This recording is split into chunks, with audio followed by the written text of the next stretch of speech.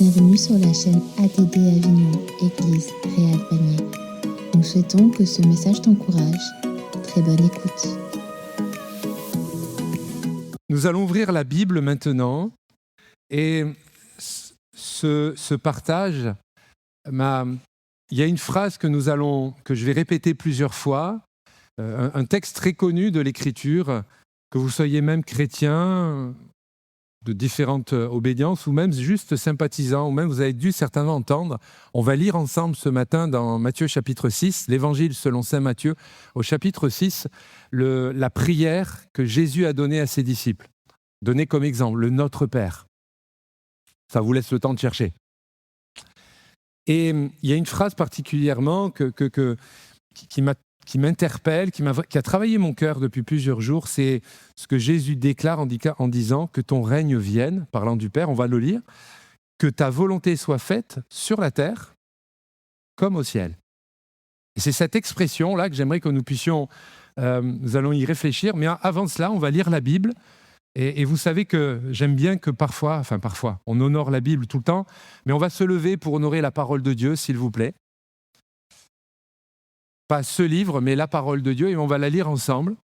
D'où l'importance que vous avez tous pris votre Bible et cherché sur vos smartphones ou en version biblique. Et ceux qui se sont dit, purée, j'ai pas eu le temps de chercher, vous êtes un peu en galère là.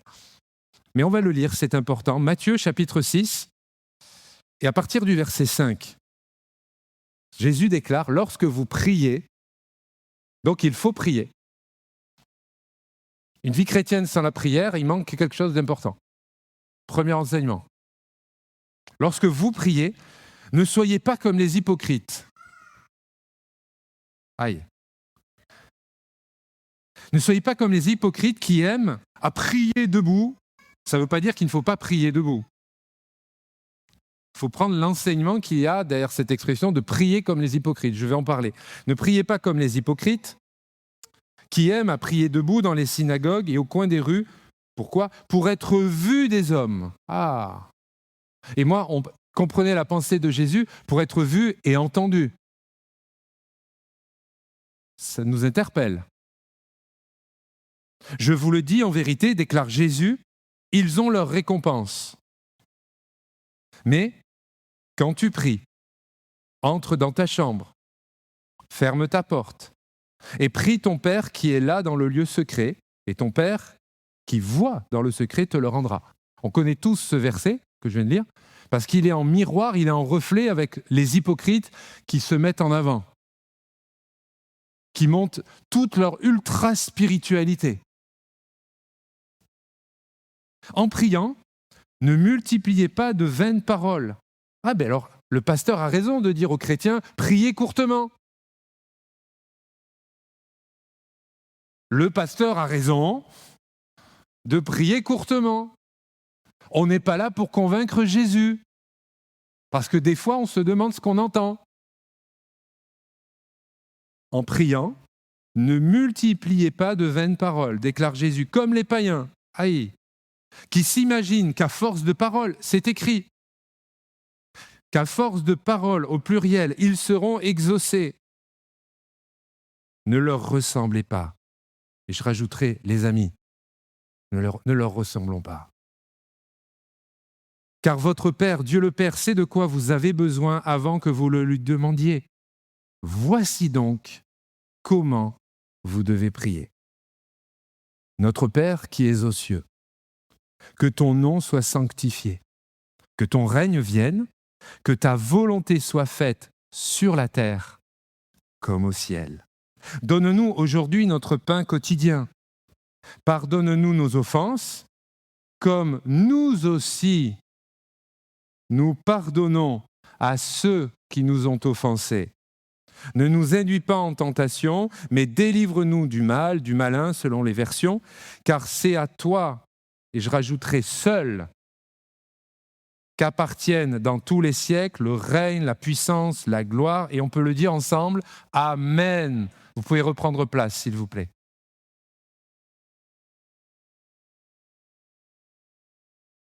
Je ne sais pas vous, mais déjà rien que là, les quelques paroles prononcées méritent beaucoup de réflexion.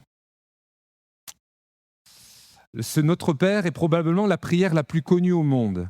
Pourtant, une de ces phrases, je viens de la citer, cette expression « sur la terre comme au ciel ». Pour ma part, j'y ai pas forcément réfléchi et dans les messages que j'ai pu entendre ou même apporter. Je voudrais ce matin que nous puissions réfléchir là-dessus. Jésus ne nous apprend pas simplement à demander quelque chose pour le futur. Seigneur, j'ai besoin de travail. Seigneur, j'ai besoin, etc. 3 petits points. Il nous enseigne à faire descendre la réalité du ciel dans notre quotidien. C'est ce que nous venons de lire, que ta volonté soit faite sur la terre, parce que la volonté de Dieu, elle est faite dans le ciel. Vous comprenez ? Et donc, sur la terre, nous comprenons bien, sur la terre, on ne parle pas seulement du globe, mais on parle de nos vies. Parce que la terre, c'est grand. Et même, ça serait même que la France, c'est encore grand. Et le Vaucluse, c'est encore grand. Et l'Église, c'est encore grand. Mais notre famille, notre foyer, mon cœur, mon couple, ma vie. Et là, je m'adresse personnellement à chacune et à chacun d'entre nous ce matin. Le ciel, et quand je vais employer cette expression pour ce matin, quand je parle de l'expression « le ciel », c'est l'action de Jésus, la parole de Jésus, la parole de Dieu. Mais comme je veux faire ce parallèle entre ciel et terre, je vais exprimer cette expression « ciel ». Ok ? N'oubliez pas qu'il est écrit dans Luc chapitre 17 et verset 21, je cite, « Le royaume de Dieu est au milieu de vous ». Ça m'interpelle cette phrase. Parce que je ne sais pas vous, mais j'ai du mal à voir le royaume de Dieu dans ma vie. Dans les gens que je peux côtoyer, quand je vais faire mes courses au supermarché, ou sur la rocade quand il y a les bouchons. Pourtant, Jésus ne se trompe pas. Il est écrit, il dit, le royaume de Dieu est au milieu de vous. Il s'adresse donc aux croyants. Donc nous devons avoir une haute estime, ce n'est pas le bon terme. Nous devons avoir de hauts objectifs dans nos relations. Pas seulement dans de belles prières. Nous devons avoir de hauts objectifs personnels par rapport à notre piété personnelle, par rapport à notre engagement avec Jésus, par rapport à notre vie d'église, etc. Parce qu'il est écrit, le royaume de Dieu est au milieu de vous. Alors certes, quand il le dit, il parle de sa personne, de Jésus, il parle de l'accomplissement de plusieurs promesses que le Messie est venu. Et le Messie, c'est le sauveur de l'humanité, du peuple élu de Dieu premièrement, d'Israël, et ensuite de toutes les nations, de toutes celles et ceux qui reconnaissent Jésus comme leur sauveur et Seigneur personnel. Le royaume commence lorsque Jésus devient réellement roi. Un royaume sans roi n'est pas un royaume. Vous êtes d'accord ? Je l'ai évoqué dimanche dernier. Beaucoup acceptent Jésus comme leur sauveur. Merci Jésus parce que tu as pardonné mon péché. C'est vrai, gloire à Dieu. Mais Jésus veut être ton Seigneur, le Seigneur de ta vie. La Bible m'amène d'être notre maître parce que nous sommes ses disciples. Et j'aimerais de suite rassurer, c'est un bon maître. Parce qu'il a donné sa vie pour que tu puisses vivre éternellement, dans l'éternité du Père. Le Saint-Esprit ne remplit pas seulement des croyants, il remplit des vies entièrement consacrées. Alors je vous pose une question. Est-ce que le ciel change la terre ? Ou est-ce que la terre influence notre manière de vivre le ciel, de se préparer au ciel ? Est-ce que je suis un chrétien seulement le dimanche matin ? Ou est-ce que je suis un authentique disciple de Jésus, avec mes failles et mes faiblesses ? Mais parce que j'ai des failles et des faiblesses, je dépends de Jésus, je compte sur Jésus, je demande au Seigneur Jésus de remplir ma vie régulièrement et pas seulement le dimanche matin ou pas seulement quand le message me plaît. La première pensée qu'on peut découler de cette expression, le ciel, c'est le modèle. C'est l'exemple parfait. Pas la terre. Pas ce qu'on en pense. Pas ce que telle ou telle doctrine biblique ou selon même famille d'église ou autre. Non. Le ciel, c'est le modèle parfait. On est d'accord ? Au ciel, il y aurait beaucoup de versets bibliques, mais je ne vais pas les citer pour rester sur la pensée principale. Au ciel, Dieu est adoré parfaitement. La meilleure des louanges au monde. Enfin, plutôt au monde, au ciel. Ça ne s'arrête jamais. Imaginez un culte qui continue tout le temps. Bon, ce sont des êtres célestes. La volonté du Père est accomplie immédiatement. Il n'y a pas de rébellion, pas de compromis, pas de gens qui viennent voir à la fin du culte. Vous avez dit ça, mais moi je ne suis pas d'accord. Les anges obéissent sans discuter. Pour prouver ce que je viens de dire, le psaume chapitre 103, verset 20, il est écrit « Vous, ces anges, qui exécutez ses ordres », parlant de Dieu le Père. On n'est pas encore au ciel. Mais c'est notre destinée, les amis. Pendant que nous prions, pendant que nous sommes là dans la présence du Seigneur, Jésus nous rappelle « Ne prenez pas la terre comme référence. Regardez au ciel. » C'est ça ce que cette phrase veut dire. Et j'entends, je ne suis pas ni médium ni quoi que ce soit, mais l'expérience de la vie fait que je peux entendre les réflexions des uns des autres. Oui, mais pasteur Cédric, tu sais, beaucoup font comme ça. Parce que je sais que le ciel, je sais que l'enseignement biblique de la parole de Dieu, parce qu'en fait, j'aimerais rappeler que la Bible, Dieu veut que nous soyons des femmes et des hommes heureux et épanouis. Pas sclérosés, non. Mais il y a des règles. Parce que toute société humaine est donc céleste, il y a des règles, il faut pouvoir poser un cadre, comme on dit. Mais il y a des choses qui ne nous plaisent pas. On pourrait prendre, là, par exemple, la pureté sexuelle avant le mariage. Oh, mais c'est dépassé, pasteur. Moi, je crois au contraire que c'est tellement beau. Ça aurait été bien que l'Église dise amen à ça. Il y a un petit amen, hein. Mais on parle de la pureté sexuelle, mais pas obligé de fauter jusqu'à aller à accomplir l'acte. Combien d'hommes, la Bible en parle, d'hommes et femmes, convoitent leur prochain, alors qu'on s'est engagé. Je montre mon alliance pour que tout le monde comprenne bien.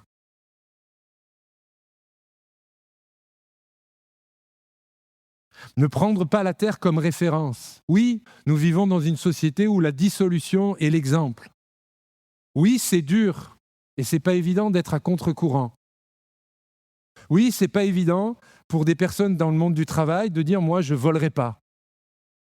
Moi, je mettrai une tarification juste. » Oui, dans le voisinage, pour donner d'autres exemples, alors que beaucoup peuvent être dans la médisance, ils parlent sur le voisin, sur la personne. On veut garder aussi une bonne intégrité dans votre HLM, dans votre maison, dans votre résidence. Pour les chefs d'entreprise au milieu de nous, et béni soit Dieu pour ceux et celles qui produisent aussi des emplois, c'est pas évident aussi de tenir juste, de tenir. Comme pour les salariés, les retraités que nous sommes, les jeunes qui sont là, etc. Pour celles et ceux qui souffrent de solitude au milieu de nous. Parce que, je ne sais pas vous, je ne sais pas si vous avez remarqué, mais la tentation, c'est tellement facile. Mais c'est tellement plus dur de tenir bon par rapport à ce que Dieu nous demande. Justement, le Seigneur non, mais l'ennemi de notre âme nous met de belles peaux de banane pour glisser et ensuite pour pouvoir bien attaquer. Quel est le modèle que nous voulons mettre en, quel est le modèle que nous voulons suivre dans nos vies?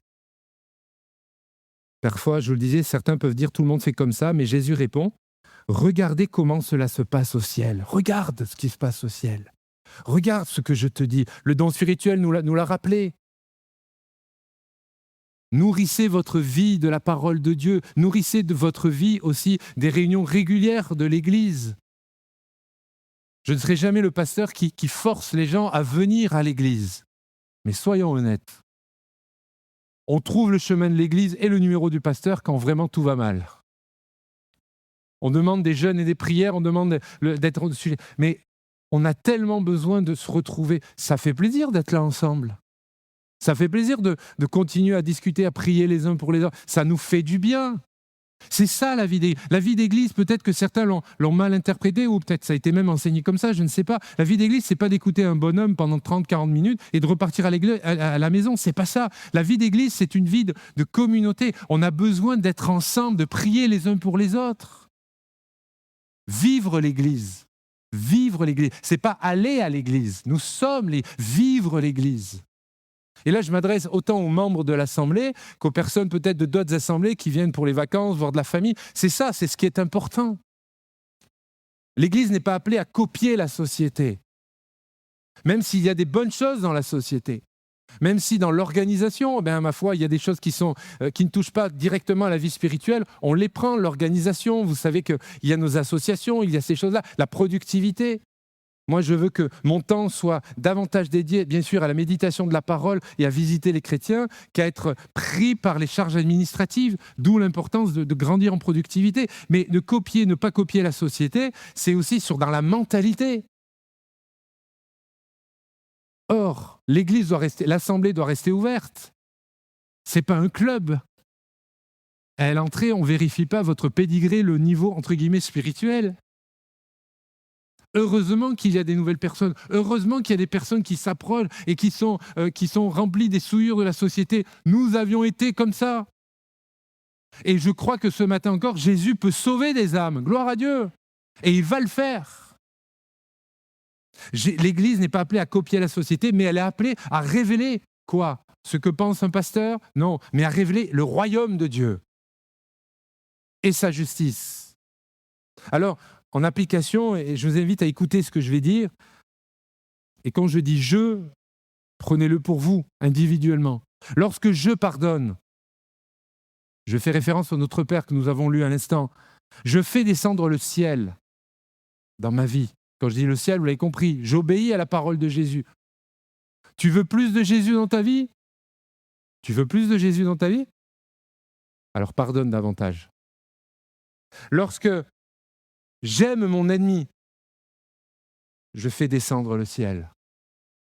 Lorsque je refuse le mensonge, la compromission, le péché, je fais descendre le ciel. Lorsque je suis généreux et engagé dans son œuvre, l'œuvre de Dieu au sens global, comme dans les églises locales, je fais descendre le ciel.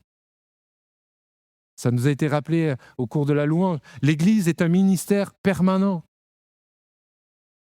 Et ce que Dieu nous donne, nous devons rapporter la première part. Je parle d'argent. Et c'est important que nous soyons des femmes et des hommes généreux. Je ne parle pas du montant, mais je parle de comment nous donnons. Deuxièmement, le règne de Dieu commence dans notre cœur. On l'a dit, on va maintenant en parler. Jésus dit bien que ton règne vienne. Il ne dit pas « répands sur les croyants ». Avant de transformer une ville, un pays, avant de transformer une région, Jésus veut transformer une vie. Jésus veut transformer nos vies. Je m'adresse aux chrétiens, à tous celles et ceux qui sont baptisés par immersion depuis 5 ans, 10 ans, 15 ans, 20 ans. Qu'est-ce qui me reste ? Ouh, ça va encore plus haut, je pense. Bref, au-delà, vers l'infini et l'au-delà. N'avez-vous pas envie d'être renouvelé là ce matin ? De redécouvrir comme la première fois quand vous avez réalisé l'amour de Jésus à votre égard. Peut-être certains, c'était au Maroc, à Michel. D'autres, c'était à d'autres endroits, peu importe. Mais de se dire, je repars, de dire, je réalise comme cette première fois. La Bible parle du feu du premier amour.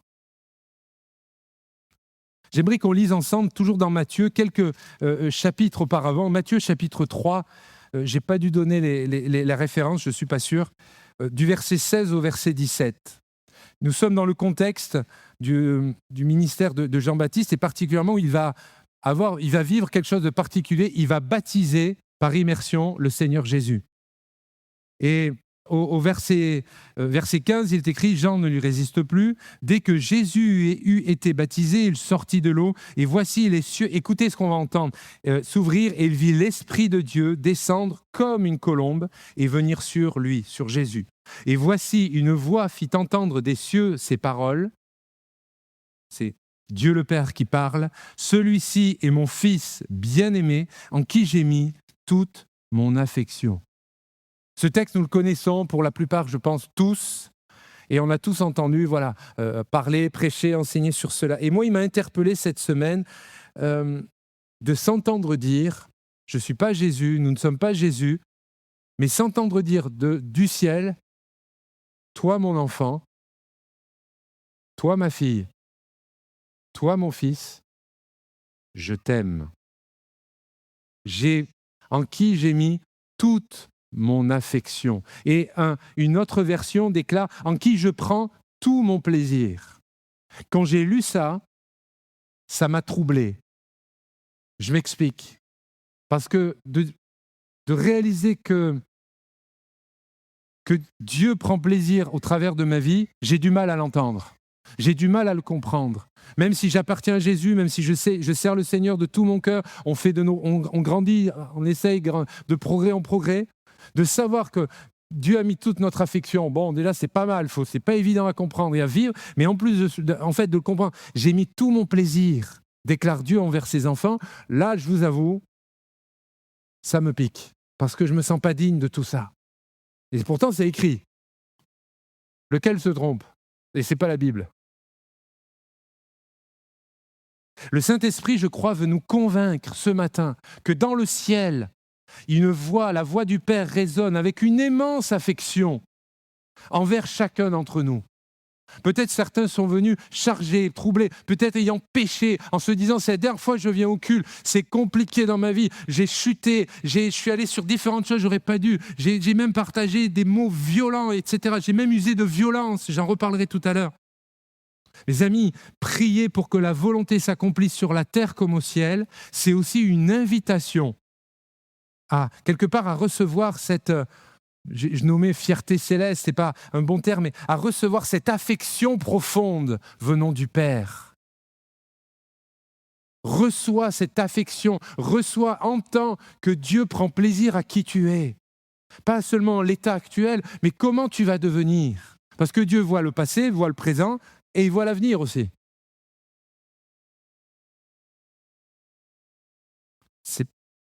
Ça travaille dans nos cœurs.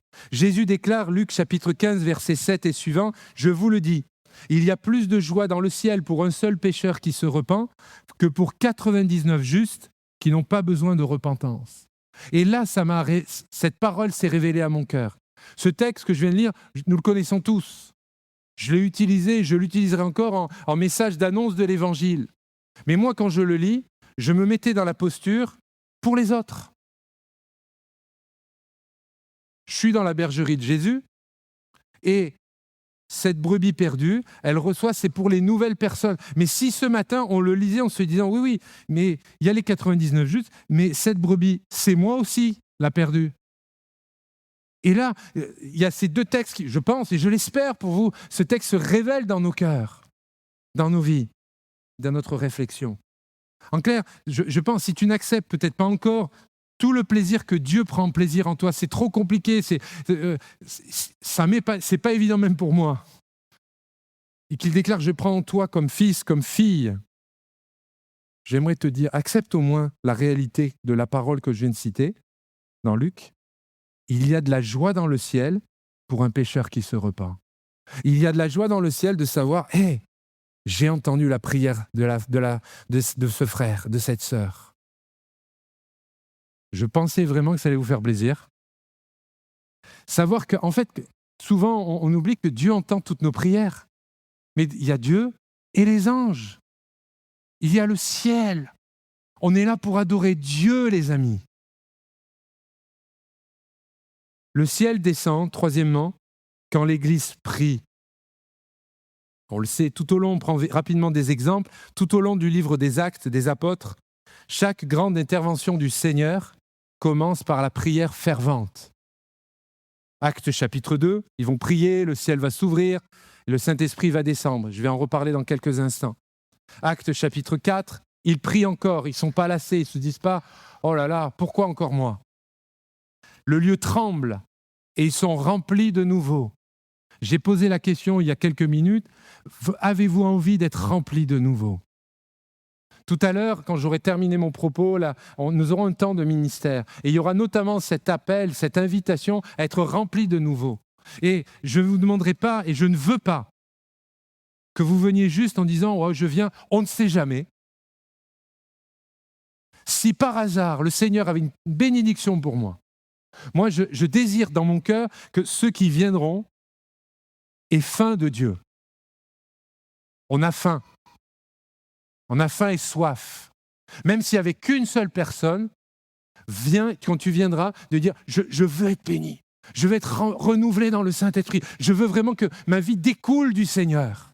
Et peut-être ça va être pour toi une première, parce que tu dis « mais moi on ne m'a pas appris comme ça, moi mon éducation, et puis mon arrière-plan religieux, et puis que vont dire les autres ?» Alors premièrement, l'arrière-plan, c'est pas grave, c'est derrière, et les autres, ils n'ont rien à dire, parce qu'ils devront prier, et nous allons prier pour que vraiment le Seigneur puisse attester les choses de ce qui est enseigné et prêché maintenant. Réfléchissez à ça, ne l'oubliez pas ce que je partage maintenant. Le ciel descend quand l'Église prie. Le ciel, je le crois, donc vous comprenez, c'est le Seigneur Jésus par le Saint-Esprit répond toujours à une Église qui prie. Le réveil, le salut des âmes, la croissance de l'Église, nous prions pour cela, ne se fera pas sur une Église distraite. On est distrait. On regarde qu'à nous-mêmes. On a peur de l'avenir. Légitimement, si on n'est pas chrétien, c'est normal d'avoir peur de l'avenir. D'ailleurs, déjà avoir peur des craintes dans le présent. Mais j'aimerais vous dire, lisez la Bible, lisez les textes prophétiques, lisez l'Apocalypse. J'aimerais vous dire, je spoil la fin. C'est Jésus qui gagne à la fin. Je sais qu'il ne faut pas spoiler quand on va au cinéma. Il y a des amateurs de cinéma où, selon les films, surtout, tu ne me dis pas l'histoire. Je ne veux pas regarder la bande-annonce. Il y a des fans de Marvel, il y a des fans de différents films. Il ne faut surtout pas dire, parce que si on dit la moindre info, ils sont en PLS, ils n'en peuvent plus. Mais moi, je vous spoil. À la fin des temps, c'est Jésus qui gagne. À la fin des temps, c'est le diable qui est terrassé. À la fin des temps, c'est le Christ, la Bible déclare, qui se lèvera le dernier. Et la question fondamentale, c'est pas savoir si on a une belle vie d'église ou si on a bien été, si on est avec Jésus ou si on n'est pas avec Jésus. Il n'y a pas de demi-mesure. D'où l'importance que le message de l'Évangile, et ce que je veux le dire là maintenant, il y a un appel aussi au salut ce matin.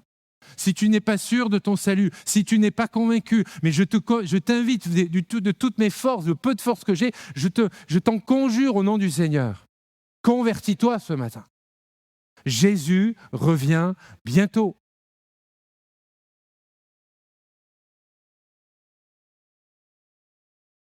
La prière, lorsque l'Église prie, les chaînes tombent, nous l'avons chanté, certainement on le reprendra. Les malades sont guéris et soutenus et ils ont une paix, on peut être visité par le Seigneur. Les captifs sont libérés. Parlant de captifs libérés de l'exercice démoniaque, il y a tout un contexte particulier. Et j'en reparlerai prochainement. Les pécheurs sont convaincus de péché, de justice et de jugement, déclare l'Écriture. Et les dons spirituels se manifestent. Ce matin, Dieu nous fait la grâce d'avoir déjà entendu plusieurs dons, mais peut-être qu'en priant tout à l'heure, peut-être dans le temps de louange, peut-être que ça va encore parler, moi je le crois. Ce n'est pas parce que la louange est terminée que les dons spirituels sont terminés. Enfin, je l'espère et je le crois. D'où l'importance de préparer nos cœurs à cela et de rester sensibles. La prière est le pont, le lien, l'échelle, vous le nommez comme vous voulez, entre le ciel, entre la volonté du Père et notre terre, et notre environnement à chacun, notre foi. Et vous le remarquez, j'en parle maintenant, c'est le 6e point, le plus grand obstacle à tout ça, l'obstacle fondamental à la volonté de Dieu, c'est pas le diable. C'est pas parce qu'on est dans les derniers temps. Parfois on entend c'est dur maintenant parce que les gens ils ont plus la foi. Non, le plus grand obstacle, le seul obstacle, c'est notre volonté personnelle. Jésus prie, il est à Gethsémane, non pas ma volonté mais la tienne. Alors certes, nous connaissons tous le contexte. Il sait que c'est ces derniers moments où et après, il va souffrir terriblement pour l'humanité tout entière. Il va quitter ses amis, il va être abandonné, il va avoir il va subir des sévices terribles. Donc c'est légitime cette prière, on la comprend vraiment. Mais adaptons-la à chacune de nos vies. Seigneur, non pas ma volonté, mais la tienne, dans ma relation à l'argent. Non pas ma volonté, mais la tienne, dans ma relation avec mes amis. Non pas ma volonté et la tienne, mais avec ma famille, avec l'Église. Non pas ma volonté et la tienne, mais avec mon patron. Non pas ma volonté et la tienne, mais avec mes salariés. C'est ça que ça veut dire. Pour toi, pour moi, pour chacun d'entre nous ce matin. Le royaume commence lorsque notre volonté, ma volonté, cesse d'être le centre. Je ne dis pas qu'il ne faut plus avoir notre propre volonté, non. Nous ne sommes pas des marionnettes entre les mains d'une puissance. Non, nous sommes des femmes et des hommes équilibrés. Nous avons notre libre arbitre. Mais notre volonté, volontairement, nous voulons la passer, au crible, au tamis de la volonté du Seigneur et de l'autorité de la parole de Dieu. Pas seulement des expériences. Où vous savez, parfois on se retrouve entre chrétiens, des gens nous citent, nous envoient des vidéos, nous disent mais les dieux m'a dit. Rappelez-vous la série d'études que je vous ai faite en septembre dernier, où j'ai entendu quelqu'un qui m'a dit qu'il y a eu une révélation. C'est plus simple de lire la Bible, hein. Et en plus c'est fiable. Vous sentez l'ironie ?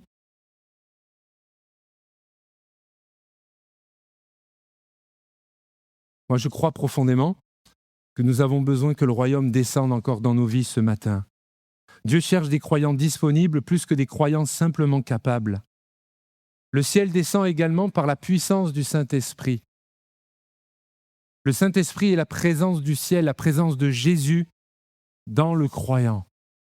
Alors, nous connaissons Actes chapitre 1er, verset 8, « Vous recevrez une puissance, etc. » La Pentecôte est justement le moment où le ciel touche la terre. Le feu descend, le vent souffle et les langues se délient, les vies changent.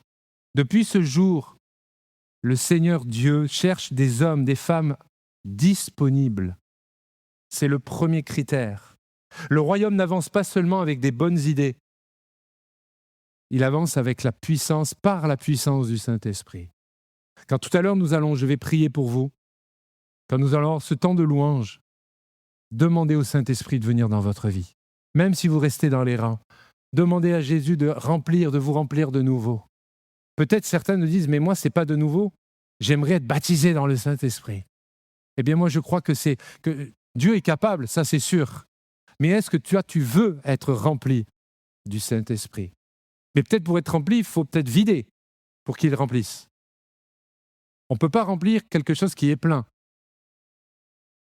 D'où l'importance de se laisser purifier par la parole et toucher par le Seigneur ce matin.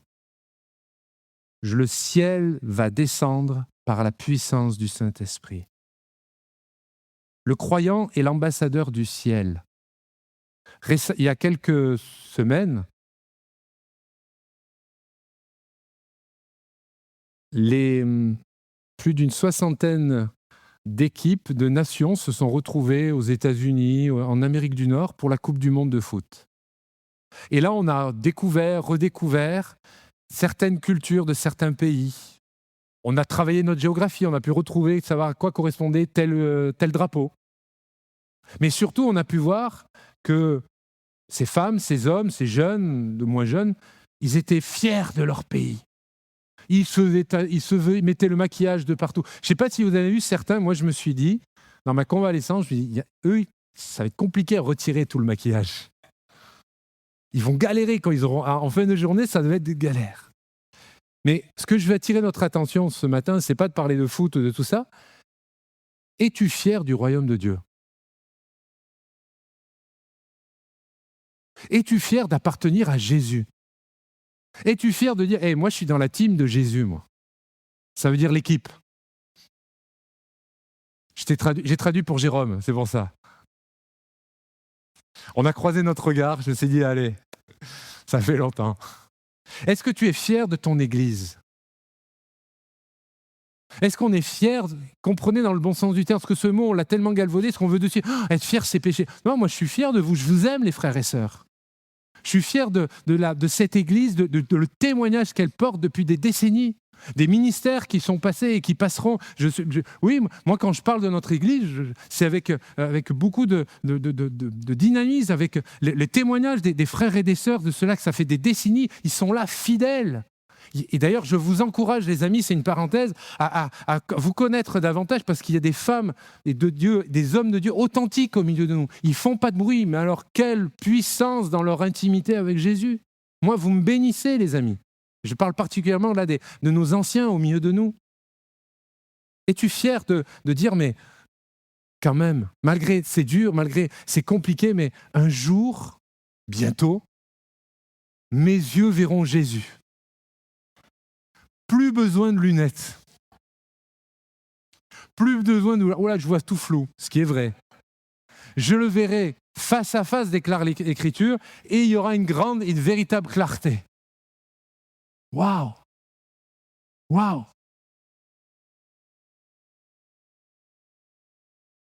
Le croyant, c'est l'ambassadeur du ciel. L'épître de Paul aux Philippiens, au chapitre 3, verset 20, il est écrit, Philippiens 3, 20, « Notre cité à nous est dans les cieux. » J'ai pris ce texte d'introduction parlant que le royaume est au milieu de nous, et j'en arrive à la fin. Notre cité à nous est dans les cieux. Ça veut dire que notre objectif final, c'est là aussi, c'est-à-dire que nos projets, on a des projets de vie, on a des projets pour l'Église, on a des projets, mais là c'est à court et moyen terme. Le long terme, et j'allais dire le très long terme, c'est le ciel. Mais donc, il faut se préparer.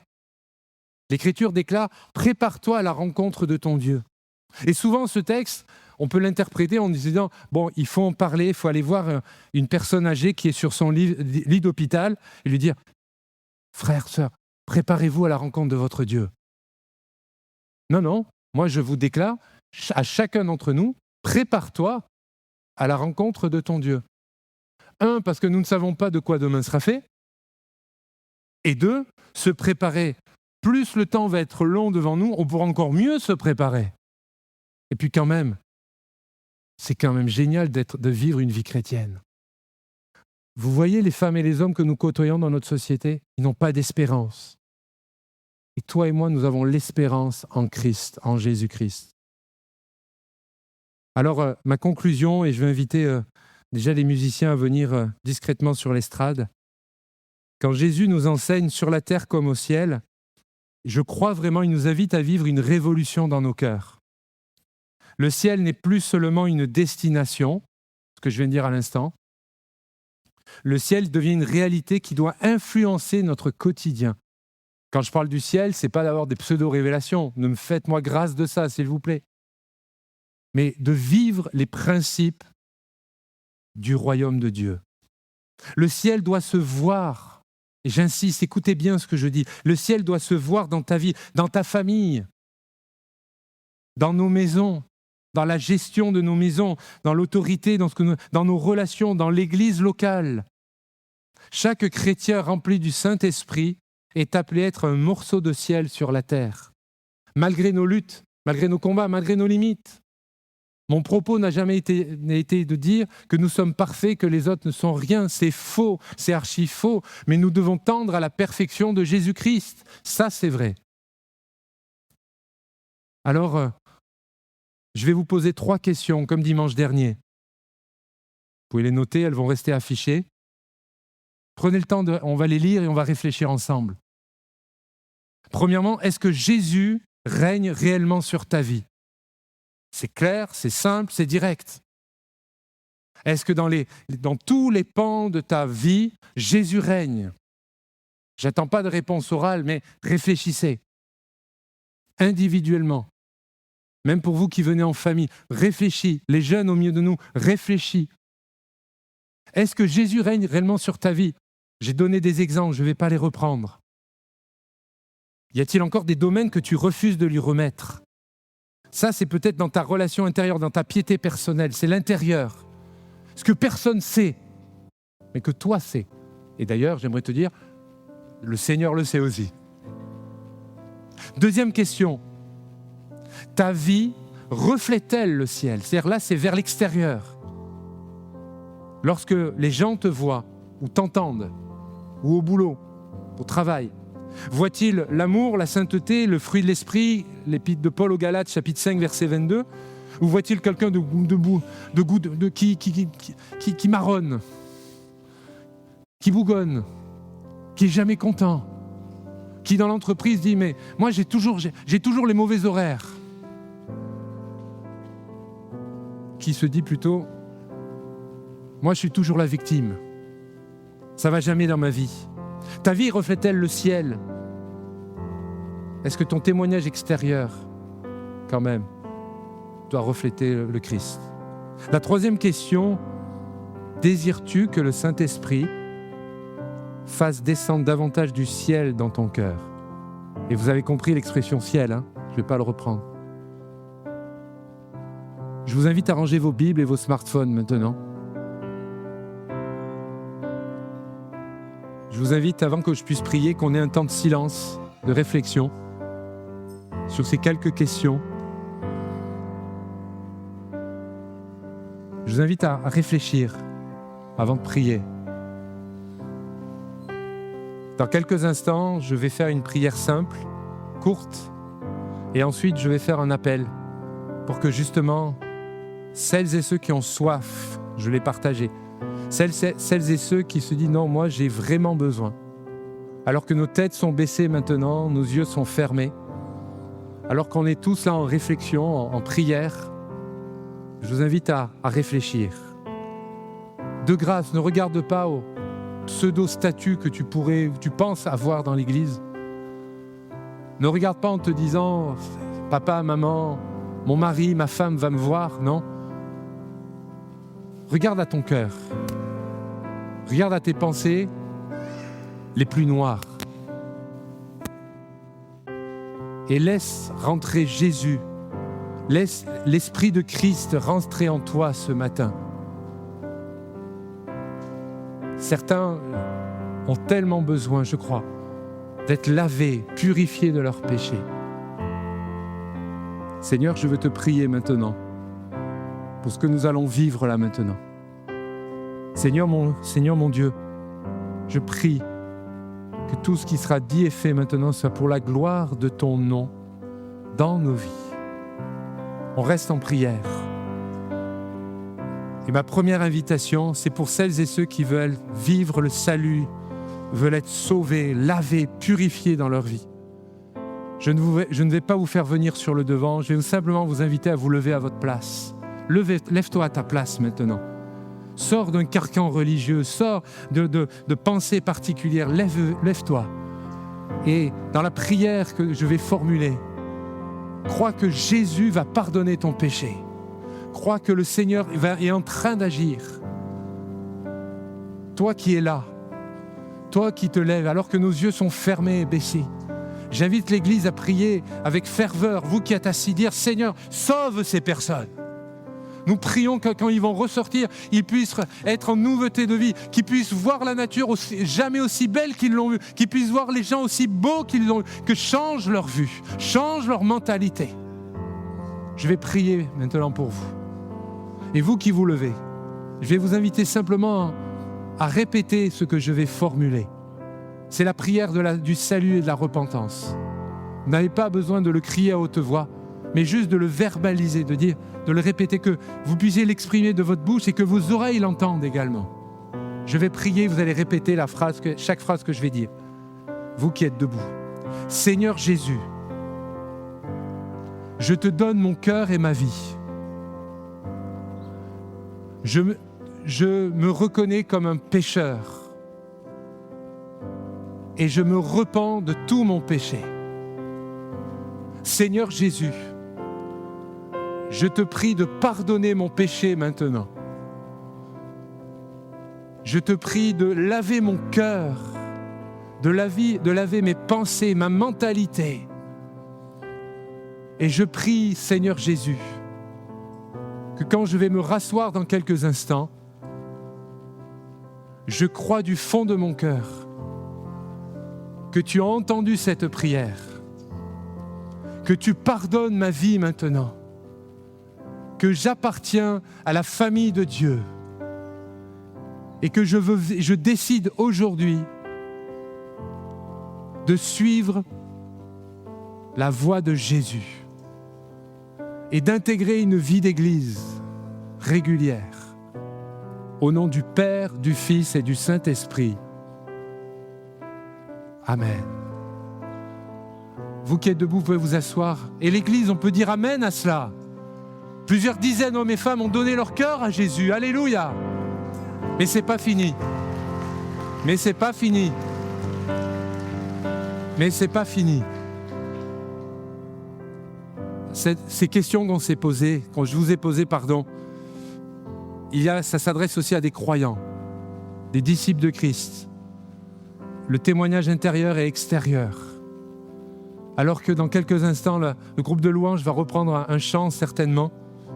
J'aimerais vous inviter, vous qui vous dites, mais moi j'ai besoin d'être rempli du Saint-Esprit, j'ai besoin de refléter le ciel. Je veux refléter le ciel. Ou alors quand j'ai parlé d'être fier, et là ça a touché ton cœur, tu dis mais moi je ne peux pas être fier de mon église, je ne peux pas être fier de tout ça parce que j'en ai honte, parce que j'ai vu ça, j'ai entendu ça, et puisqu'il y a tellement de choses, mais viens sur le devant, on va prier ensemble. Viens parce que je crois que Dieu peut consoler les cœurs, viens parce que Dieu peut restaurer, la Bible le déclare. Alors je vous invite maintenant à venir sur le devant, et vous qui restez dans les travées, vous allez prier, vous allez louer le Seigneur avec le groupe de louanges, avec Benjamin, et nous tous, je vais prier pour vous maintenant. Alors levez-vous. Et vous qui aspirez à cela, à refléter le ciel dans votre vie, à refléter le ciel dans votre famille, à refléter le ciel dans votre vie d'église, à refléter le ciel également et être rempli, baptisé ou renouvelé dans le Saint-Esprit. Ne nous attendons pas. Si vous désirez, venez maintenant. Je ne veux pas forcer. Je veux juste que ceux qui ont besoin de cela, vous le fassiez maintenant. Et vous qui êtes dans l'auditoire, ne regardez pas qui vient, mais priez maintenant. Et vous allez chanter la louange, l'adoration avec le groupe maintenant. Je vais prier pour ceux qui sont sur le devant. Amen.